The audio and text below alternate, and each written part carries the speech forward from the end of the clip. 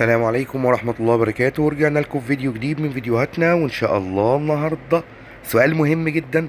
السؤال ده ضحكني والله فعلا. سؤال من أحد المتابعين وهو حاجز مني حمام، فلقيته بيكلمني والصراحة بني خيال وأفكار لنفسه. تمام، وحجز كمية حمام كبيرة، ولقيته بيقول لي وأنا ابتديت أجهز حمام. فكلمني مكالمة تليفون، قال لي أنا جهزت أهوت يا أبو هاجر المكان كله، وجهزت الحمام وكل حاجة جاهزة، وفي انتظار انك تبعت لي الحمام. قلت له حبيبي على راسي نتشرف.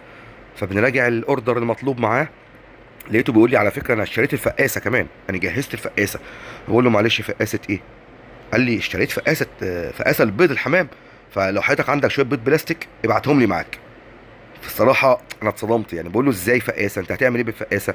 قال لي عايز اعمل كثافه انتاج. قلت له كثافه انتاج؟ ده عرفتها منين الفقاسه دي ومين قال لك ده؟ قال لي شفت كام فيديو كده، كام شخص موجودين فبيقولوا لو عايز تعمل كثافة انتاج هتشتري فقاسة زي دي. تمام، وفقاسة مثلا عندك 20 بيضة 30 بيضة والكلام من ده، وتحضنهم. تمام، تحت جوه الفقاسة، وتحط تحت الاهالي بيض بلاستيك. تمام، وايه اول ما البيض ما يفقس تروح جاي ايه، ناقل البيض، ناقل شايل البيض من تحت الاهالي وحاطط لهم الزغاليل، وهم كده هاكلوهم وتبقى كثافه انتاج. قلت له كثافه انتاج؟ انا قعدت اضحك الصراحه. قلت له مين اللي قال لك الهبد ده ومين اللي قال لك الكلام الفاضي ده؟ ما كانش حد غلب يا حبيبنا. انت شفت حد من المقدمين المحتوى المحترمين بيقولوا الكلام ده؟ قال لي بس شفت ناس ما اعرفهمش والله بس بيقولوا اعمل كثافه انتاج. هو انت كده ما عملتش كثافه انتاج ولا حاجه يعني. انت شلت البيض حطيته في فقاسه، والفقاسه دي انت وحظك خطأ صغير ممكن يدمر لك البيض، وحطيت بيضتين بلاستيك تحت جوز الحمام، قعدوا عليهم 18 يوم او 19 يوم، رقدوا عليهم. تمام، ده البيض البلاستيك. وبعد كده انت ايه، واخد البيض البلاستيك شايله وحطيت الزغلولين، ظنا منك ان الحمام هياكلهم.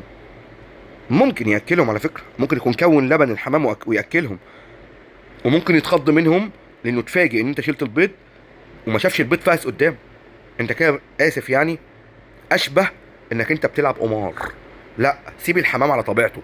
قلنا كثافة الانتاج لو عايز تعملها، فكرة الفقاسة يا جماعة في الحمام فكرة فاشلة. تمام، طب في ناس نجحت فيها بره مصر؟